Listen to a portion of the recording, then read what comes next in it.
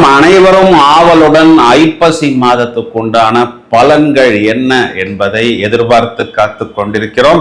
முதலில் ஐப்பசி மாதத்தில் என்னென்ன மாற்றங்கள் கிரகங்கள் ரீதியாக இருக்கிறது என்பதை பார்ப்போம்.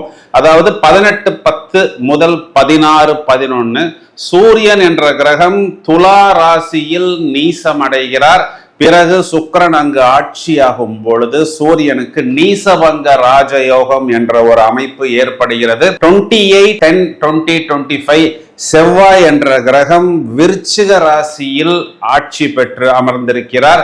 மேலும் 18ஆம் தேதி தொடக்கத்திலேயே குரு என்ற கிரகம் கடக ராசியில் உச்சபலம் பெறுகிறார். இதையும் தவிர 27/10/2025 துலா மண்டலத்தில் புதன் என்ற கிரகம் வக்கரமடைகிறார். 5/11/2025 சுக்கிரன் என்ற கிரகம் துலா ராசியில் ஆட்சி பலம் பெறுகிறார். இதுதான் இந்த ஐப்பசி மாதத்துக்கு உண்டான கிரக நிலைகள். சுக்கிரன் ஆட்சி என்பது மாளவிகா யோகம். மேலும் இங்கு செவ்வாய் ஆட்சி என்பது ருச்சக யோகம். குரு உச்சம் என்பது ஹம்ச யோகம். சூரியனுக்கு நீசபங்க ராஜயோகம். இதையும் தவிர அமலா யோகம் என்ற ஒரு சிறப்பு யோகமும் இருக்கிறது. என்ன சார் அமலா மாளவிகான் ஒரே நடிகைகளுடைய பேரா சொல்லிக்கிட்டு இருக்கிறீங்களே என்று நீங்கள் யோசிப்பது எனக்கு நன்றாக புரிகிறது. நடிகைகளின் பெயரை கொண்டு வந்து ஜோதிடத்தில் யோகங்களுக்கு யாரும் வைக்கவில்லை. ஆப்போசிட்டாக ஜோதிடத்தில் உள்ள யோகங்களைத்தான் நடிகைகளுக்கும் வைத்திருக்கிறார்கள் என்பதுதான் நிதர்சனமான உண்மை. இதையும் தவிர இங்கு நிறைய பாசிட்டிவான வைப்ரேஷன்ஸ் நமக்கு தயாராக இருக்கிறது. உங்களது ராசிக்கு இந்த யோகங்கள் என்ன செய்ய போகிறது? தனுராசியை எடுத்துக்கொள்வோம். ராசியாதிபதி உச்சம் அடைந்தாலும் ராசியாதிபதி மறைகிறதே அப்படிங்கிறது தான் நிறைய பேருக்கு கொஸ்டின் மார்க். இதுல என்னன்னா உச்ச கிரகத்துக்கு மறைவு கிடையாது அப்படிங்கிறது தான் இதுல முக்கியமான ஒரு விஷயம். இப்ப நம்ம ராசிக்கு குரு பார்வை மறுக்கப்பட்டாலும் நமக்கு மெயினான பிரச்சனையை கொடுக்கக்கூடியது 4ஆம் இடத்தில் இருக்கக்கூடிய அந்த சாட்டர்ன். அப்போ இது நாள் வரை நம்மை சுருட்டி போட்ட, நம்மை கட்டி போட்ட இந்த சாட்டர்னை இப்போ குரு பார்க்க போகிறார். இன்னும் சொல்லணும்னா இந்த சாட்டர்னை குரு சுருட்ட போகிறார். இந்த சாட்டர்னை குரு கட்டி போட போகிறார். இந்த ஐப்பசி மாதத்தில் இவங்களுக்கு ஒரு ப்ளஸ் பாயிண்ட் என்னன்னு பார்த்தோம்னா இந்த அஷ்டம சனி இவர்களை பாதிக்காது அப்படின்னு சொல்வது தான் நிதர்சனமான உண்மை.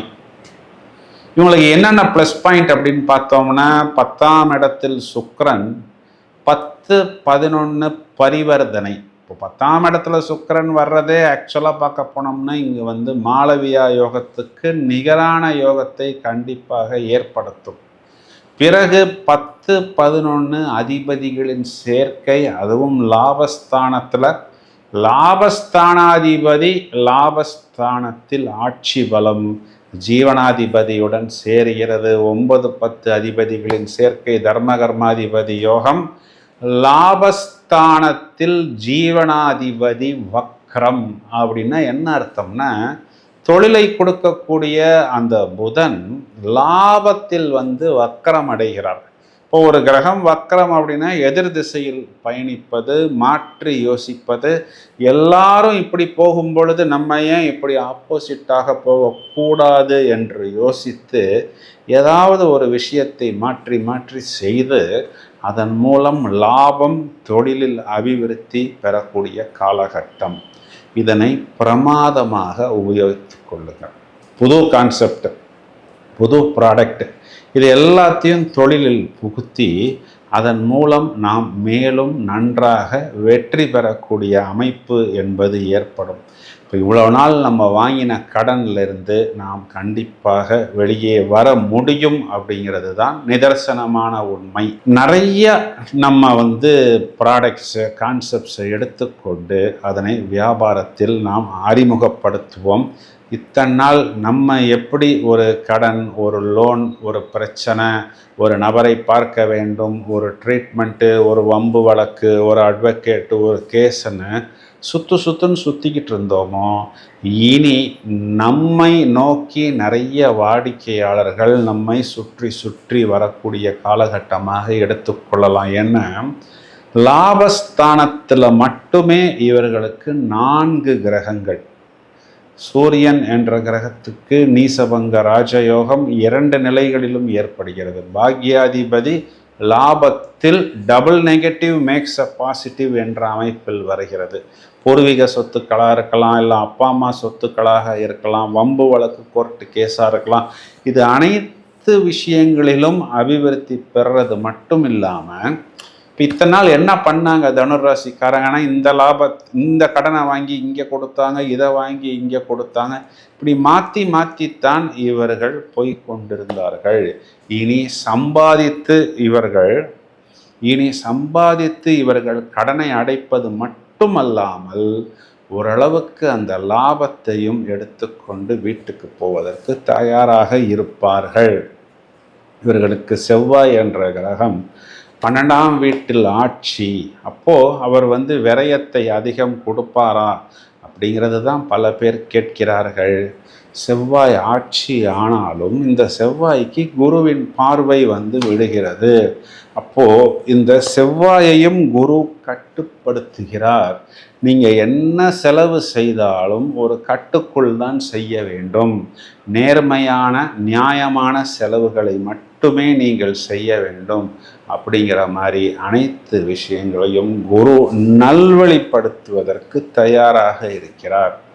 இப்போ எங்கே கவனமாக இருக்கணும் அப்படின்னு பார்த்தோம்னா, 3ஆம் இடம் சொல்லக்கூடிய வெற்றி ஸ்தானத்தில் இருக்கக்கூடிய ராகுவை செவ்வாய் பார்க்கிறார். இப்போ 3ஆம் இடம் அப்படிங்கிறது ஒரு உபஜயஸ்தானம், நமக்கு வெற்றியைத்தான் கொடுக்கும். அப்படின்னாலும் நாம் நிறைய விஷயங்களை முயற்சி செய்வோம். ஓரளவுக்கு செலக்டிவாக தேவையான விஷயங்களை மட்டும் எடுத்துக்கொண்டு நாம் முயற்சி செய்வது புத்திசாலித்தனம்.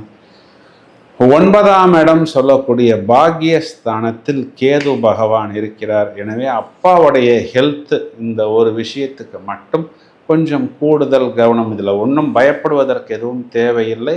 ஏதாவது சின்ன உடல் உபாதைகள் வந்தால் தொடக்கத்திலேயே நாம் அதனை கவனித்து கொண்டு நம்மளுடைய ஃபாதருடைய ஹெல்த்தை மட்டும் புத்திசாலித்தனமாக பார்த்து கொண்டால் அதுவே போதுமானது. தனுராசியை பொறுத்தவரை கண்டிப்பாக இனி இவர்கள் சுத்த வேண்டிய ஒரு சூழ்நிலை இல்லை அப்படின்னு சொல்வதுதான் புத்திசாலித்தனம். இவர்கள் வழிபட வேண்டிய தெய்வம் செவ்வாய்க்கிழமைகளில் முருகன் வழிபாடு கண்டிப்பாக இவர்களுக்கு மேலும் நல்ல அபிவிருத்தியை ஏற்படுத்தி கொடுக்கும். இந்த பதிவை உங்களது நண்பர்களுக்கும் உறவினர்களுக்கும் ஷேர் செய்யுங்கள். தொடர்ந்து இணைப்பில் இருங்கள். மேலும் நிறைய காணொளிகள் தயாராகி கொண்டிருக்கிறது. Thank you friends.